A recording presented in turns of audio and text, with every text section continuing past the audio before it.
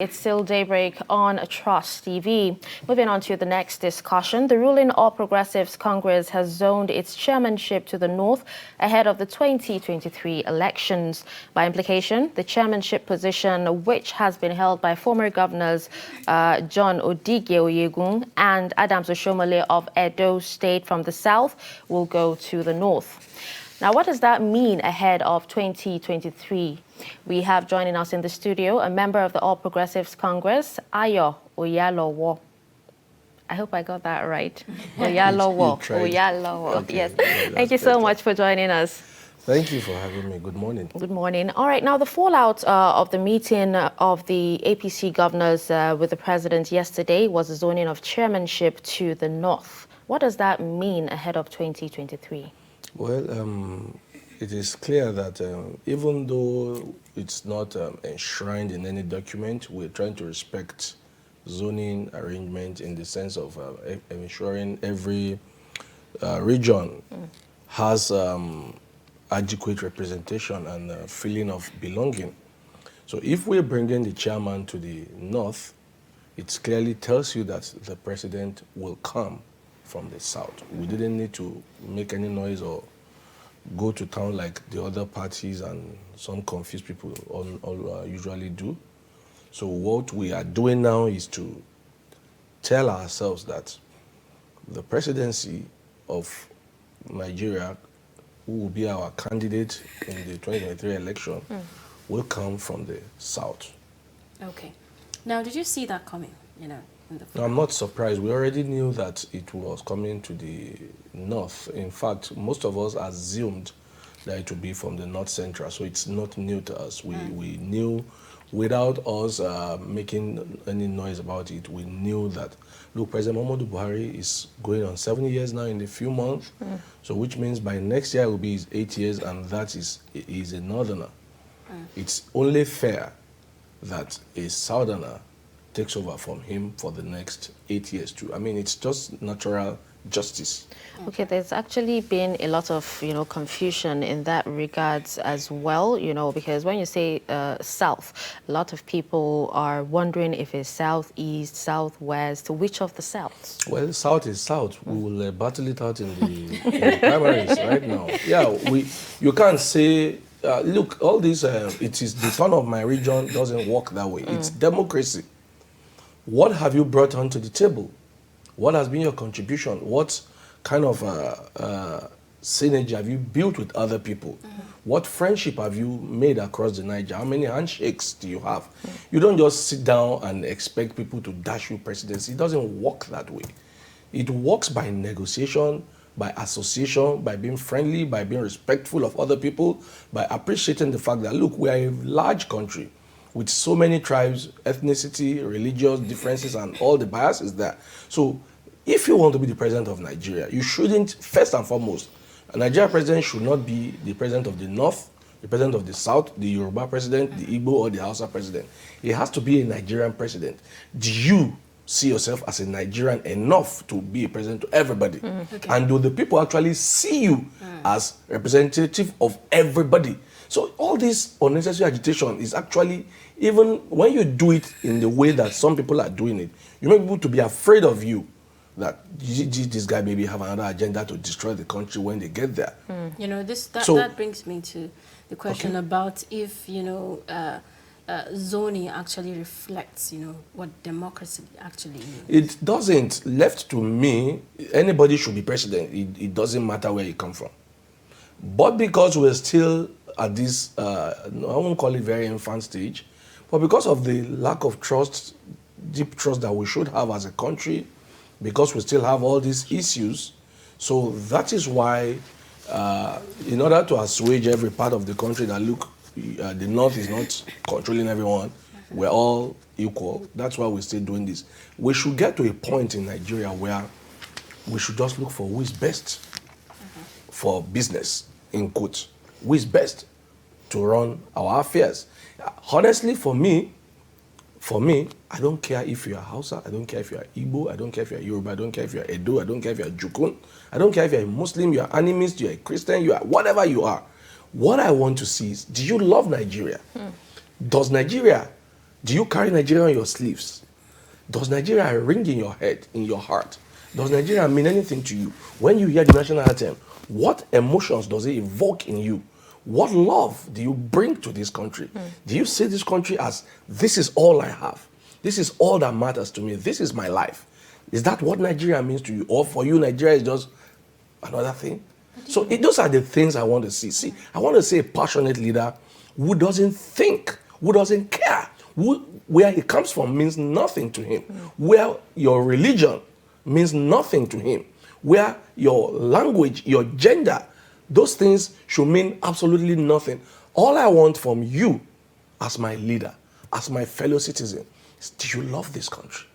Do you want the best of this country? Do you want a Nigeria that will compete in the Committee of Nations as equal to every other nation? Or do you see a country where all you want is to extract whatever you can extract and to hell with whatever goes on afterwards? Is that the Nigeria you want? Or a Nigeria that you want to hear Nigeria in the news and the only thing that comes to you is that smile, that joy, that happiness that this is my country? Do we still really have, such? You have me. Because even if you notice, even when the national anthem is going, everybody just goes about their Well, business. I don't know if you're having an occasion with me when the national anthem is sung. When you hear me sing this national anthem of Nigeria, you will understand what I'm talking about. I've been fortunate to be in other countries. I was in the last World Cup and the Nigerian national anthem was being played. I saw the tears coming out of my eyes. I just love the fact that this is my country. See, the truth is this, I don't have 2 passports. I have seen countries destroyed. I was old enough to see what Iraq looked like. I was old enough to see what Libya, Somalia looks like. I'm now seeing what they are now today. I don't want that for my country. See, as a political economist, as far as I'm concerned, we have been drawn back, we are being pulled back by what has happened in the past and what the West is still doing to us. So for me, I want to see a leader that can break that shackle, that can make Nigeria to actually stand on its foot. Because so many leaders have said it. Even Nelson Mandela said it. Africa will not achieve his potentials if Nigeria does not achieve its potential. Nigeria is the crux. If Nigeria today is able to break all the shackles that has held us down, and we're able to stand like the leaders that we really should be in Africa, then we can begin to forget about the past. We keep bringing out, colonialism, slavery. Yes, all those things actually affected us. But for how many years are we going to remain in that mode? I want a situation where we understand that we have enough to move us ahead, break the shackles of the past, become a leader in our own world. And if we're able to do that, I was a young boy in the early 80s when Chinese nationals flood this country, going around, they will come, they want to sell their wristwatch, they want to sell their fine shoes. I know how bad their lives used to be then. Today, China is #1 economy in the world. Forget whatever statistics anybody's giving about America. China leads the world today. Now, for me, that is the Nigeria I want to see. I remember when countries like Korea were a mess. I don't know how many of you, if you go to your homes now, you have LG TVs at home, right? But when they started, they were called Lucky Gold Star. Nobody was going to buy them. They were a mess TV. Today, they went back, rebranded. Korea came back and said something. Whatever we cannot produce means we do not need. Okay. That was their motto, that was their focus. And today, Korea, in terms of technology, is one of the giants in the world. You have LG TV, I give you an example now. I'm sure if you don't have a family friend of yours, have either a Kia or an Hyundai.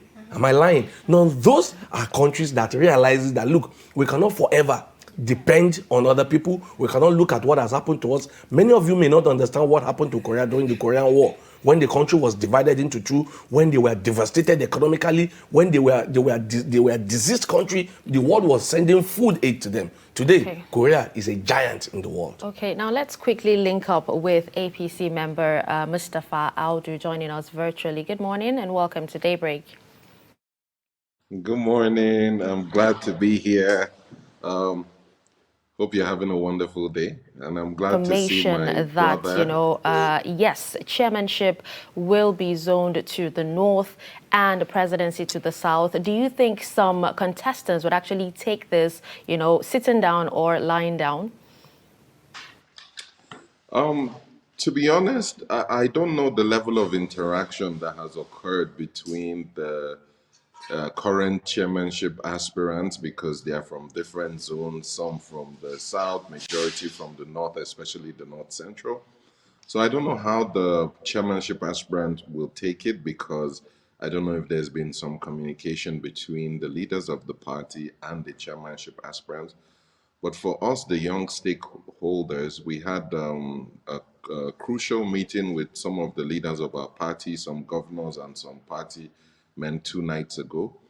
And they explained to us, they put it to us, the situation. They told us that, as young stakeholders, they are happy with our contribution so far and they would like us to support the party. They explained the situation that had caused the delay in the convention, explained that the convention will not change from the 26th, and they are willing to take members of the young stakeholders and include them in the convention planning committees.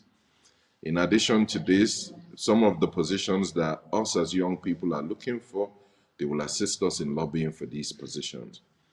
I think as such, if this kind of dialogue has occurred, then we have to be honest, we have to be straightforward with ourselves, and we have to give our leaders all the support they need as long as there's that sense of being genuine. There's that sense of carrying people along. There's that sense of, carrying party members. I think majority of the party members have been aggrieved because the lack of communication, which when there's this gap in communication, people fill it with a lot of void. Actions don't translate to what is being said. These are many challenges that have occurred. But in recent times, they have reached out, they have begun communication.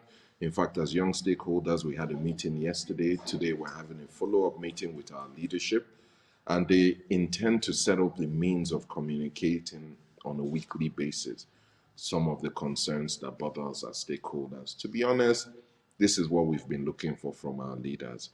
I personally will give any leader my full unalloyed support if they support young people and young stakeholders in the party. A lot of things that have been going on have been, for lack of a better word, horse trading between the leaders. Of course, it has affected us. Of course, majority of Nigerians have been worried that the convention will not hold or there are ulterior motives in moving the convention. But as far as we're concerned, we've spoken to them, we've looked into what they are doing, and we're quite happy to say that at this stage, we're willing to follow them step by step to ensure that the promises or they keep to their promises that they've made to us as young stakeholders. So likewise, we would raise it in the upcoming meetings that they should interact with some of the aspirants because it is not fair for some people to have been campaigning, some almost 2 years, some less, some more, and then without any form of communication and a decision is taken on consensus. Yes, the party is allowed to take a decision on consensus. Yes, the party can pick whoever the party leaders feel will be the best representation. But I don't believe this should be done without consultation or at the very least without communication. I think a lot of the problems that we are facing today would not exist if we simply communicate with each other. So as young stakeholders, we have to be more mature. We have to give our leaders the chance. We don't want another NSAS scenario where at the end of the day there was no form of dialogue. And a lot of the things that the young stakeholders, young people wanted from the NSAS was truly not realized. So as young people, we're at another crossroads. Our leaders have approached us, our leaders have asked for our support, and in return, they are telling us that if we do support them, all the things that we've been asking for as young stakeholders, we may not necessarily get 100% of it, but at the very least, we'll get 40 or 50%. I think I'm very happy with this situation, and I'll encourage all young people to please take this step with me, especially my brother in the studio, which we were supposed to have a meeting yesterday, but it didn't come through. But hopefully today we will meet with him and communicate this as well. Internal wranglings happening, within the APC. Are we certain that we're not going to see, the new date being postponed again? Again, you're right. There's nothing that can say for sure that we're certain that it's not going to move. The only thing that gives us that bit of certainty is that we are part of the process. And if you've been following our antecedents, we've made it clear and known that we don't stand for what is not right or what is not proper. I think we were the first to declare the February convention date in November at your studio. I remember when I was there late last year, and a lot of people were wondering why should young stakeholders be able to divide the party or start their own faction or take out a notice that they would do a convention at Eagle Square. At that point, there was no proper communication. At that point, there was no, internal mechanisms to sort out disputes. I think they've taken it a step further by creating these methods, these internal mechanisms for us to express ourselves and for our leaders to listen. So I honestly believe that, like all parties, there are issues, but where there's legitimacy, you can see that people are working towards resolving the issues. We cannot speak about what has happened previously because we weren't sure. But currently, I can honestly speak about it that they have made the right steps in assuaging our fears, in making sure they attempt to carry us along, in making sure that they attempt to involve us in the electioneering process, and in making sure that we watch the process from beginning to end. And the first of this will be a meeting later today and a meeting before the end of this week between the young stakeholders and the leadership of the party. In addition to this, by February 28th, which I believe is on Monday, a list will be released for the committees, and some of us as young stakeholders, our names will be in that list of that committee to ensure that the March 26th date remains sacrosanct. So I think with these steps, we can be sure that at the very least from our own part, we will monitor and ensure that our leaders attempt to do the right thing. We've had many scenarios like this where they've told us that they would do the right thing, but they've never involved us before. At this stage, they are willing to involve us. They are taking a step that is different from what they've been doing before. We thought previously there was a level of high-handedness, level of impunity. But now that they've sat with us, explained to us, and told us that they are willing to carry us along every step of the way, I think that we're ready to sheathe our swords as young people. We're ready to take a different step to trust them once again, because we've been trusting them over and over again. Once again, as our leaders, some of the governors, some of the party leaders have told us directly to give them a chance and they will not fail us. I think that it is up to us as young stakeholders to do the right thing, to listen to our leaders, give them one more chance since they've asked for it, but not blindly, to put steps in place. And I hope my brother in the studio there would form part of the committee that we're setting up to ensure that these things are done properly. Question to Mr. Ayo. Now, talking about internal wranglings too, do you think the PDP are at an advantage right now, considering the whole crisis in the APC? Well, like Mustapha, my brother, has just said, I don't think it's a crisis. Actually, it's, like you rightly said, by this time yesterday, I was still very angry with the party leadership. But after seeing the steps they took yesterday, I mean, you'll be a destructive person to continue to be angry. You see, when we get angry at them, it's not because we hate them. They are our leaders. When we get angry at them, it's not because we dislike them. It's because we want them to do the right thing. And like you rightly pointed out, we've started seeing them taking correct steps. So, like I always tell people, PDP is not an issue. I don't like discussing them. They are a destructive party. They brought us to this place.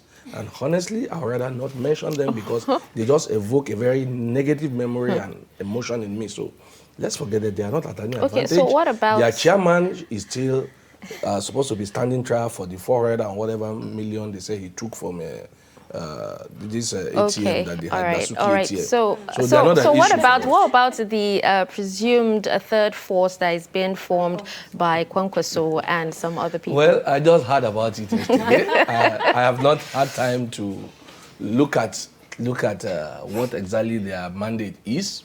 Are they a political party or a political movement? Because by the same yesterday, the PDP came out and said they have fired Kwankwaso from their party. I don't know if you saw the communication too. Kwankwaso is a great man. I will not belittle him. He's someone I respect greatly. As a governor in Kano State, he did excellently well. You cannot take that away from him. So he's a force to be reckoned with. But I think until we see where the direction is, and it's not a one-man movement. You see, you can be a big man. We remember when President Muhammadu Buhari pulled out of the ANPP to start the CPC. He did very well, but he didn't have the spread that he should get until we had the merger. Then we have the APC, and today he got the spread, and today is the president, and he will be leaving next year. So Kwankwaso is a great man. You can't take that from him, but clearly we need to understand the direction they are going before we can correctly analyze. Anything I say here will just be blind emotion. I've not honestly looked at what they want to do. I've not seen what kind of spread they have. I mean, I saw a lot of other paperweights around him who just like to talk on TV like we do. So Kwankwaso is the only serious politicians I've seen in that place. Other ones We have can't. Solomon Dalong as well. What has that one won now? He was just made the minister. We made a mess of his office. I beg. I said the only woman being in that place Aldu is is on Kwankwaso. standby. Yeah, Would like to let's- comment let's on hear that. from him. Mustafa would like to comment on that. Um, Let's hear your my thoughts brother on is that. always so, he's always so funny. I love listening to his take on things. To be honest, His Excellency Kwankwaso is more like a father to me. But politically, we don't actually stand on the same ship, you know. So yes, it's always good where there's a third force. It's good for opposition. It makes sure that us as the ruling party we're on our toes. It's like what happened with the PDP the last time. By the time 2015 came around, they got too comfortable. They believed that they could just, take Nigerians for a ride and have their way, which, as we also wasn't possible. So it's good for us as a party to have opposition. That's the truth. It keeps us in check. It's just like we as young stakeholders decided to be some sort of internal voice, an internal conscience of the party. We went against the party not to destroy the party, but to set the party on the right path. And here we are. The adjustments that have happened, just like my brother has testified, all of this prior to yesterday and 2 days ago was all the same. But from 2 nights ago, the leaders reached out. So while they were having all the meetings with the governors at the Kebbi Governor's Lodge and other places, they had the chance and the opportunity to summon us to come for these meetings. It's not because they didn't feel that we were important. On contrary, it's because they felt that we were very, very important to the grand scheme of things. Now, this would only happen if there's some kind of opposition internally, so that there are checks and balances in place. Likewise, when there is external opposition, it also allows for checks and balances, because if you take Nigerians for granted as the ruling party, Nigerians will turn another way and vote for another party that they want. So I think I'm very happy with the competition. His Excellency Kwankwaso is very good at what he does. So let's see what happens if they decide, just like my brother said, to remain a movement or to blend into another political party.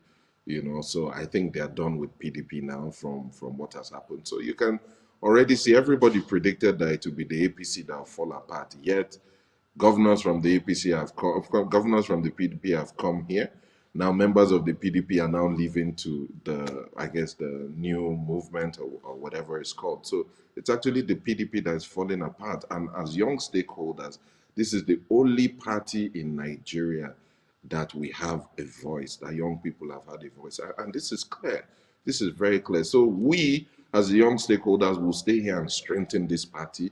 We know that there's going to be more fallout from other parties, but we don't care. We want to strengthen the internal mechanisms. We want to give people like, my brother in the studio, other young stakeholders, myself, many people a voice. We believe we have something to contribute to Nigeria. We want to contribute our quota to the system. We're patriots. I love my country. I bleed Nigeria. So I know that a lot of people have so much to add and real value to the country. So at least this is an opportunity for us to bring this skills, experience, and knowledge to bear in the ruling party so that something can actually change. We're all tired. Only a dishonest human being will tell you that there's no problem in Nigeria. Only a dishonest human being will tell you that APC has done well with flying colors. We're not here to lie. We're here to say that yes, there is a problem. Yes, we're fixing it, but don't go anywhere because this is the only party that would admit that there is a problem, give young people a chance to make a difference, and we're trying to do that. And we believe that we will do this. So, Nigerians, just like my brother said, Mr. President is going to leave with his 12 million votes, that's for sure. But INEC has registered in the last 4 years 20 million new young members. So this is how we're going to replace the vote of Mr. President. Those 12 million Thank you votes so are going much, to go, Mustapha Aldu, 20 for million joining votes are going us to- on Daybreak today. Thank you. It's always a pleasure. Likewise. Thank you. In the studio, all right, Mr. Ayo Oyalowo, let's just have your final thoughts quickly in 1 minute before we wrap up. Okay, like we were saying earlier on, I don't think we have a crisis in the APC. I think we had a misunderstanding, which every large family will always have. And I'm glad at how it's been resolved. We saw the way our leaders swung into action, and whatever happened yesterday is a joy to any Democrat. I mean, you want to see people sit down together and agree on way forward. What many of us were angry at was the fact that a few people were seen to be taking decisions like a secret cult for the party. And for us, it's a political party. Everything must be done openly. And our leaders swung into action, and we can see the results. So now we are confident that we will have the the convention come March 26. So for me, and like Mustapha rightly said, the only thing we need to do now is to monitor and ensure that they keep to their words. We will do our own best from every angle that we can to ensure we keep them on their toes so that the right things will be done, and then we'll have a conclusion to this long-drawn saga of the APC convention. All right, thank you so much for joining us, Ayo Oyalowo, in the studio. We hope to have you again soon. No problem. Thank All right, you. with that, we've come to the end of Daybreak today. Thank you so much for tuning in. We'll be back tomorrow, same time, same station. I'm Dashan Husseina Usman. Thanks for staying tuned. See you tomorrow.